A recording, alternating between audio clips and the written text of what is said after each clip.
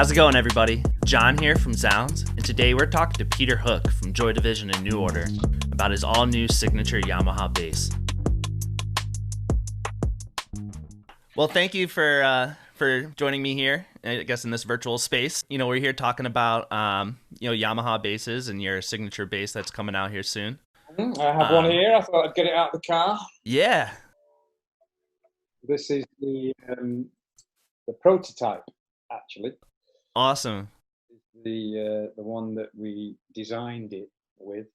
So this is, yeah, it's my special one now. So the Awesome. the idea that I've been using the other one for 38 years. Okay. Every track I've ever done where a 4-string bass has been played on it has been on a Yamaha BB 1200S. And since I got the prototype, the first session I did with it, with the new Yamaha, the signature, is Aries by the Gorillas. Oh. And the reaction to that was absolutely wonderful, and everyone was full of praise for the sound of the bass. Mm-hmm. So yeah, it made all that hard work of the development definitely worthwhile. Actually, it was a wonderful moment. So now I've been able to rest the old girl. She's gone off for a lie down, and yeah, the new girl's in. Yeah, there you go. So is the design like fully based off of the 1200 that you've been playing, or is there kind of some new? Yamaha over the years changed the design quite a lot, and for me it was never as good as, in my opinion, of course, as the BB 1200S, for the simple reason that the BB 1200S had a straight through neck. The live EQ and the positioning of the pickup is different to all the other Yamaha basses. And this we discovered when we came to emulate it. I mean, it's quite strange, really, because I'll just put this down before I break it. Now, I suppose in a funny way, I suppose this happens with guitar manufacturers where they build a guitar and it can be quite idiosyncratic and it can be quite unique in its own way. And the BB 1200S was, for me, it was the perfect guitar. It gave me the perfect sound for Joy Division, and it actually gave me the perfect sound for New Order. So the strange thing to find one that suited me completely, which was actually by chance, because it was only because we had all our gear stolen in Manhattan in 1980, was the only reason that I bought a Yamaha, actually, because I went to Manny's on 48th in Manhattan to replace the guitar that I'd brought over, and I tried a Yamaha 600 and realized that the sound of it was, I mean, it was actually quite odd in the shop because they didn't have much of a choice at my price level. $360 it was, which is quite a lot of money then in 1980. But I bought it and I thought, oh my God, this guitar is the answer to all my prayers. And then when I came back to England, I very quickly got my hands on a BB 1200, which is passive, but still had the straight through neck. The BB 600 was a bolt-on neck. Okay. Once I got the straight through neck, I realized that the sustain and the tuning was so much more reliable, especially because us punks did give them a bit of a hard life, shall we say, in those days. So the thing is that they were exemplary from that regard. I think it was about 2 weeks later after I bought the BB 1200 that the guy phoned me up and said, oh, I've got another one, the BB 1200S. And I thought, oh my God, this couldn't be any better. But of course, when I got there and it had the 3-band graphic and it was active, so there was a 15 dB more output, it suited me perfectly. And literally from getting that in late 1980 I have never used another guitar. And believe you me, I've tried. Mm-hmm. And I've never found one that sounded like it. So I am Yamaha through and through. And my son, funnily enough, he's the bass player in the Smashing Pumpkins. Mm-hmm. And he was on tour with the Smashing Pumpkins, and he was relaying me stories about their tours. Oh, they're sponsored by Yamaha. They have this, they have that. And my God, I was like, that, blimey. I thought touring's changed a lot. You know, good old Billy Corgan there. He was treating everybody like royalty. And my son actually met the Yamaha rep, who was a wonderful guy called Scott Marceau.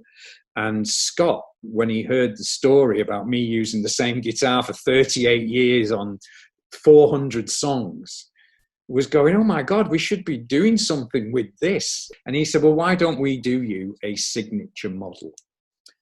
And right from that moment, it was very humbling, almost embarrassing, because I'd never had anything like that before. Yeah.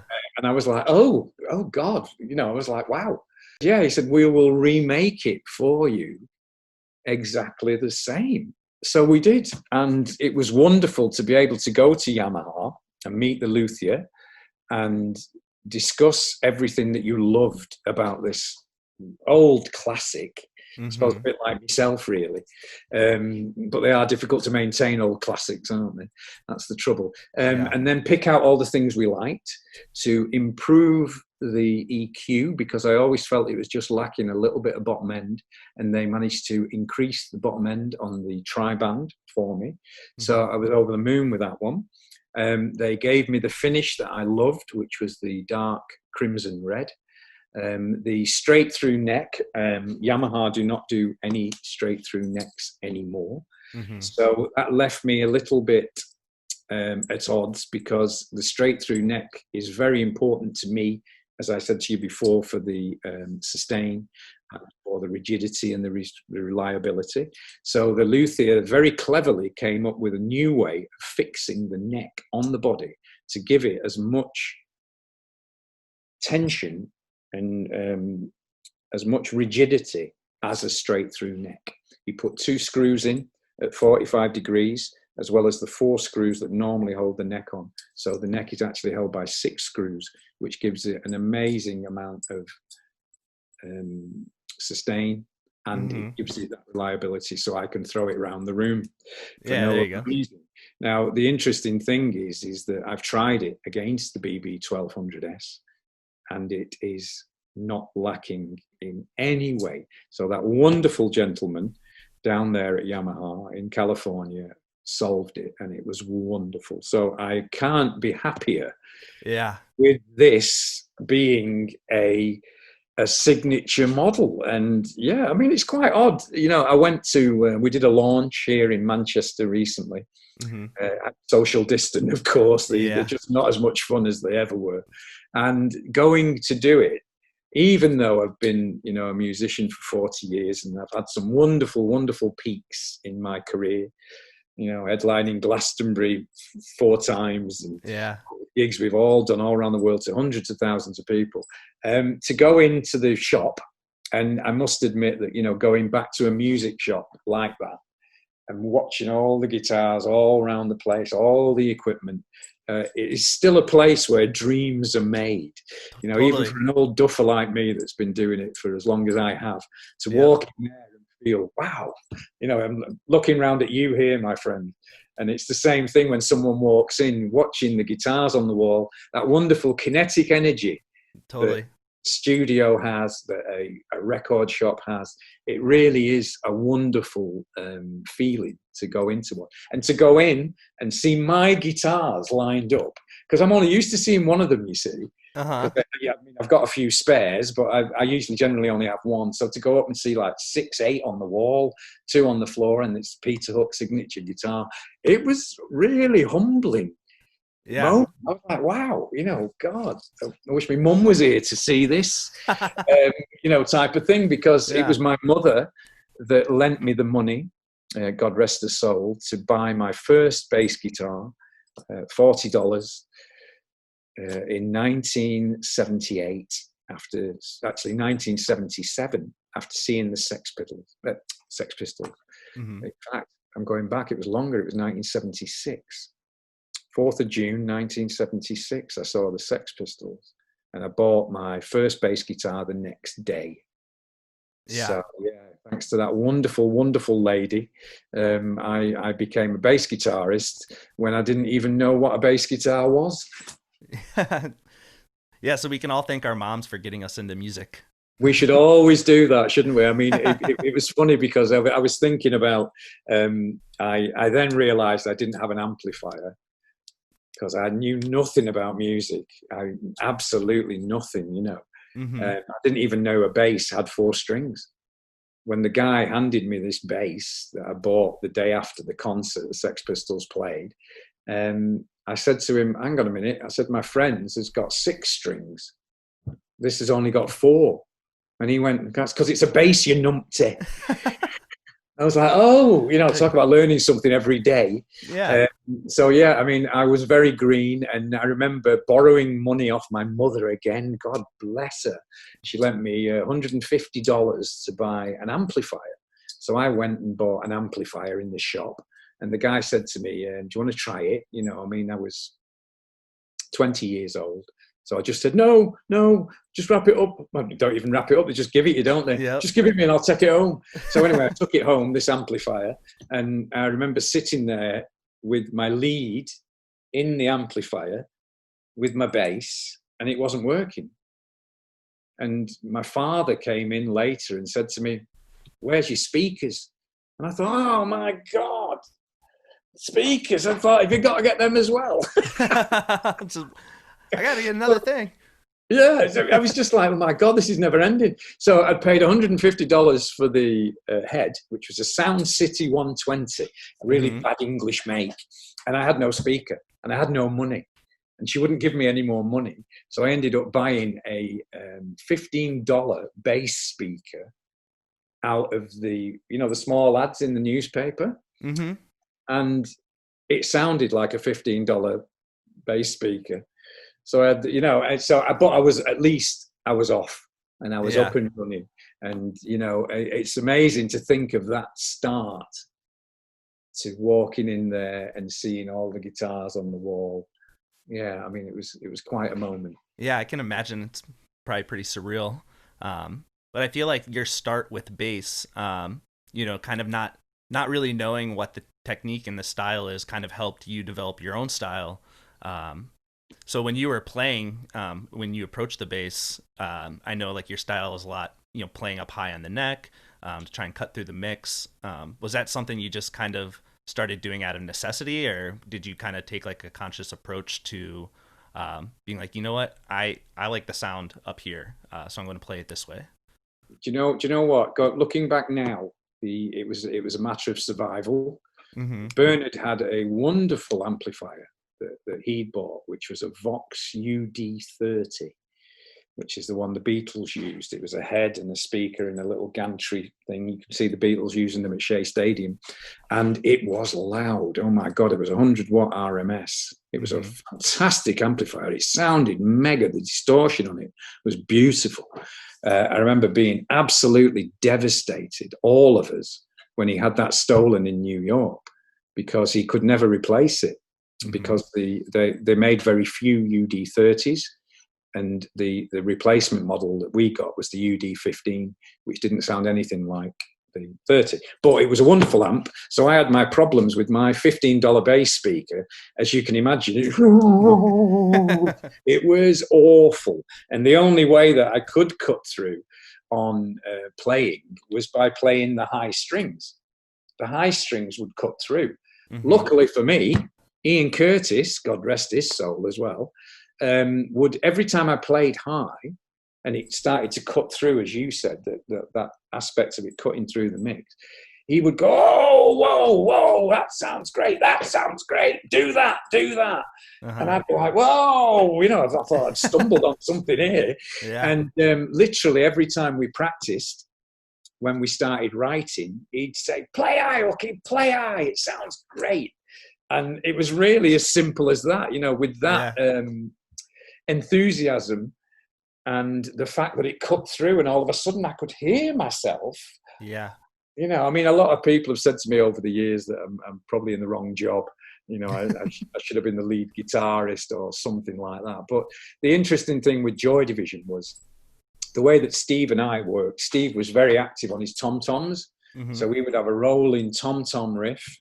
My droning with the 2 or 3 strings on the bass, using a high riff, would give a wonderful backing for Barney on his guitar and Ian on the vocals to weave in and out. You know, I mean, we were a fantastic rhythm section, it has to be said. Yeah. And it was an easy way of developing. Each of us were learning. There were no rules. I didn't know anything about any musical instrument until I bought that guitar after seeing the Sex Pistols. Yeah. Bernard didn't either. We had no rules, no one to teach us. We literally learned from playing aping punk stuff, really crappy punk songs, which was a great start because it was a great way of getting your anger out. Of course, yeah. You know, punk is a great way of getting your anger out. Oh, yeah. That, you know, all that frustration and the lack of the way you can't see how you're going to fit in the world. Punk was a perfect outlet. Yeah, and definitely. Must admit, you know, for a group like us, it stood us in good stead right the way through. We were very awkward. We were very arrogant. We know best, you know, and it helped in the music.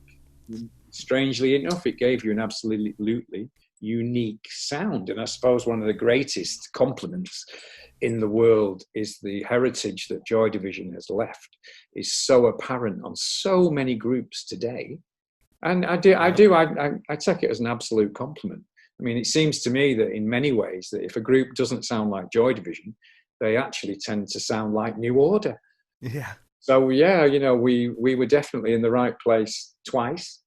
And again, you know, to bring ourselves out of the ashes of Joy Division as we did was quite a feat. But yeah, so you were learning on the hoof. We were very prolific, and the drive that you had in those days of that punk movement was a fantastic drive. It made you very ambitious, very driven. Ian Curtis in particular was he thought Joy Division were the best band in the world, and it was wonderful to behold. You know, every group needs a member like him. Yeah. Shadow of a doubt. And I must admit, you know, from my point of view as a bass player, he was instrumental, no pun intended, in making sure that you were featured, that you were very called upon. You know, I mean, I know that bass players, I don't actually count myself as a traditional bass player. So, you know, bass players sometimes, in my opinion, get a bit of a bad rap, a bit stuck. You know, just stand over there in the shadows, geezer. You know, and I thought, I am not doing that. Yeah. No, I mean, I'm from Salford in Manchester, here in England, and we don't hide our light in a bushel, as my mother would say. Yeah. So yeah, it was good. I mean, it was a fantastic learning process, punk. You know, it was so accelerated that everything happened so quickly. That yeah, you know, you and your instrument were getting a lot of experience, and I suppose because of the work we did, we went through a lot of equipment, and I must admit the Yamaha BB 1200S for every flight you took and every journey and every, you know, road crew tussle at the sound check, it survived wonderfully, and I was. When I did my launch the other day, I actually took my first BB 1200S with me so that I could put it next to the new model. And that was a wonderful moment, you know, to see her and to see her ally, not replacement. You know, I mean, it was quite an odd thing, really, to do as many songs as I have done and to, you know, replace her on Aries was mixed emotions. Yeah, definitely. It's almost like a child of your original 1200, I feel like. yeah, but this child does what it's told, and actually doesn't cost me a lot of money like the rest of my children, I must admit. Yeah, there you go. Definitely. So, I was gonna ask. So, throughout all the years that you're playing the 1200, was there any times where it did break, or you had to get it repaired, or has it kind of stood up Do to you the know test what? of time? It was quite odd, really. As soon as I realised how reliant on the guitar I was going to be, it took me a long time. I didn't have much money, and it Hmm. took me a long time to find one that I could afford as a spare. As a group, Joy Division, for some strange reason, we realised very early on the fickleness, shall we say, of our equipment. Hmm. And our manager always insisted that we had two setups. Hmm. So you had two bass amps, two guitars, two guitar amps, two guitars. It was difficult to do because we didn't have any money. We weren't earning any money at all. But it was important to us for the show to make sure that if something did break, you could carry on. Yeah, So definitely. it took me about 18 months to find another BB 1200S. And I think I had a Fender as a spare, which didn't suit me. The neck on a Yeah. Fender doesn't suit me. I have very small hands. And with the Fenders, because they're much wider and rounded, Hmm. it didn't work for me at all. But whereas the BB 1200S is flatter and the neck is actually quite narrow, so it enables me to play high very easily uh, Hmm. and move around the fretboard. It's the design, and I hope it appeals to other people as well, because the design is absolutely perfect Oh yeah. for me. So yeah, so the 18 months later, I finally got a spare. I picked up a BB 1200S in a cheap magazine that used to sell secondhand gear. I got it for £145, about Hmm. $200. And oh my God, man, I was the happiest. So whenever something happened, like the switch broke off, or you'd drop it, or you'd knock a machine head or something, I finally was able to use another BB 1200S, which I still have. Hmm. I still got the two of them, Yeah. as a spare. So, and those two went round the world with me until, funnily enough, I saw a David Bowie, his last gig with Mick Ronson, Hmm. and Mick Ronson was playing a semi-acoustic guitar, and he was feeding back at the amp with it. And I thought, wow, I'd love to be able to do that. And I went to see my friend, and he said to me, "Oh, if you make a semi-acoustic body," he said, "if you've got the guitar loud enough, it should feed back." And I thought, so I got a guitar maker called Chris Eccleshall here, who lived in Cornwall, God rest his soul. Sadly, he's left us, to build me a Yamaha BB 1200S with a hollow body so that I could feed back at gigs. And I started using that. So my BB 1200S then was only used in the studio, because the semi-acoustic body didn't help the guitar in the studio. So Hmm. yeah, I mean, I have been a great fanatic and a very steady user of Yamahas throughout my 42-year career. Yeah, 44 years now. Yeah, it's quite a long time. Yeah. I mean, I think when once you find something that works, there's no sense in changing Yeah, it. and as I said before, I have tried.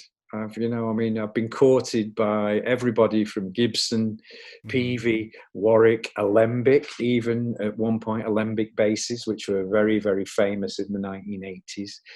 Great basses, the heaviest basses ever made, I believe, Alembic, Yeah. because I was using an Alembic preamp, and Alembic tried to get me to use an Alembic bass, but it just didn't suit the sound of the music, Hmm. so it couldn't be done. Yeah, so yeah, I mean, I've been very lucky, as you said, to find something that suited me down to the ground, Hmm. and I've never been able to improve on, which was the quite strange aspect of it. Yeah, I think everyone, well, a lot of people are out there kind of, chasing a certain tone.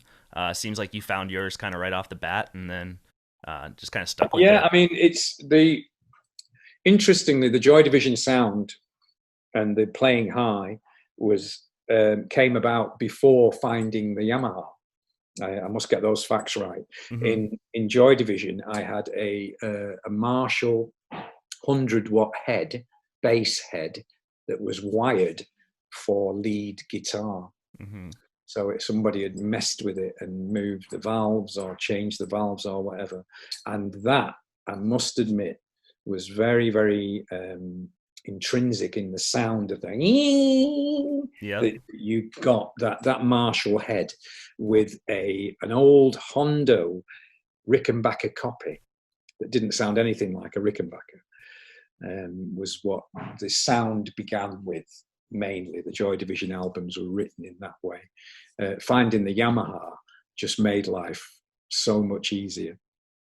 You know, it really, really did. The whole of New Order's first album is with the Yamaha, and then going through Blue Monday, Thieves Like Us, Temptation, Power, Corruption and Lies, all those albums from then on, every 4-track, every bass guitar track, 4-string, was on the Yamaha BB 1200S. So yeah, it was a wonderful compliment from Yamaha to be deemed worthy of, you know, them doing a signature bass. So yeah, I honestly couldn't be happier.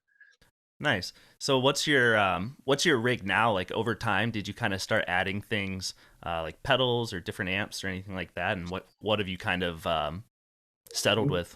I've been through an interesting collection of equipment over the years. Uh-huh. Martin Hannett, who was our producer in Joy Division, was an actual bass player himself, and it was him that introduced me to the Alembic preamp and an Alembic bass guitar. As I said, I couldn't use the Alembic; it really didn't suit the way I played or the sound. But the Alembic preamp was absolutely wonderful. So I had a valve preamp that I used to use into a PA amplifier that was 1,000 watts per channel. It was called an Amcron DC 300A. They're actually quite famous in the PA world because they give you a lot of bottom end. And I have upset many a lead singer with that combination. I used that for years until it became so unreliable and you couldn't get parts that I had to stop. I had to stop using it. And then I went to Ampegs. Once I got to Ampegs, I started annoying lead singers even more because the Ampegs I was using were a 1,200 watt RMS. Those are loud. Big ones. They are monsters. You cannot even pick it up alone. It is that heavy. And they were fantastic. Slight problem in that they only sound fantastic when you've got them really jacked up. Yep. So I obviously got into a lot of trouble with those. And then I ended up going to high watts, English high watts that the Who used famously and Cream used famously, which weren't as loud as the Ampegs, but they were quite characterful and you didn't get moaned at by the lead singer. Pedal-wise, I've always used the same pedal for the chorus effect that is so well known with my guitar, which is an Electro Harmonix Clone Theory. Okay. I used the original pedals from 1976. I think they were first made. I've got 15 of them. Nice. Luckily for me, I've got about 5 that work perfectly, and all the rest are for spares because, again, you can't get the spares. And even though they actually remake the Clone Theory, because it has different electrics and different chips, it doesn't have the bite and the noise that comes with, you know, my rig is exceedingly noisy because of that pedal. Yeah. But luckily a noise gate, you know, I can give the room back some privacy, if you like. So yeah, I mean, I've used that pedal right the way through. I was using it last night at the launch. Nice. It's still there. Yeah. And I'm using Line 6, the HX effects at the moment, which are amazing. It's so wonderful to have a tuner and 6 effects available on the front board at once. Yeah. In one little box. It is absolutely wonderful. My foot pedal, I used to be able to dance on it. Yep. I was running around dancing on them all, and now thanks to the HX, I've just got a wonderful box that does every single thing I need. for me right there. It is a wonderful piece of equipment. So yeah, I mean, I know Yamaha have just bought Line 6, Yeah. which is wonderful for me. Yeah, that worked out. And they've just bought Ampeg. Uh-huh. So I must admit, if I couldn't have inspired Yamaha any more to make it perfect for Peter Hook if I tried. I was going to say, you probably had something to do with that, right? Well, no, I didn't. But it's just the way it's happened. It's amazing. I honestly, it's like winning the lottery. Yeah. But again, there is always that awful aspect that I'm all dressed up with nowhere to go, like Yep. every other musician in the world. It's a very depressing for all of us, not musicians. So, you know, getting the guitar to come out during this period for me has been a nice boost. And a nice pick-me-up. So I have to say thank you God for that one. Yeah, definitely. Yeah, I think today, you know, with everything that's going on, musicians are having to kind of adapt a little bit. I saw you do like a performance on YouTube that was all, you know, social distanced or. Yeah, we've done a few. It's sort of important really for us to keep going, and also I think important for our fans. Definitely. You know, we want to let people know that we're still here. We're in the same boat as them. You know, we're all suffering from the same problem, and I think it's important for everyone's mental health to be positive and to show that we're in this together. So yeah, those sessions, I must admit, really do help me. You know, in keeping it going. They are very difficult, I have to say. Yeah, I'm very lucky. I'm doing a big session in December. Which is my only gig this year with the Gorillas. We're playing an LP run through in December, which I'm really looking forward to. So I'll be using my new guitar and all my new stuff there in a social distance fashion, just online for fans to listen to. So yeah, it's been wonderful. I must admit, the Gorillas fans have been absolutely, utterly, wonderfully gracious towards me, and there was a wonderful moment when they actually started a petition to get me in the band full time, which it made me very, very happy. They made an old man very happy. Hey, there you go. Well, awesome, Peter. I really appreciate you stopping by, virtually. It was an absolute pleasure, my mate, and good luck for the future, and let's keep our fingers crossed. Yeah, 100%, definitely. You take care. Thank you. Bye-bye. Alrighty, bye. Again, this is John from Zounds, and thank you all for watching. To get your Peter Hook Yamaha bass, head to zZounds.com today.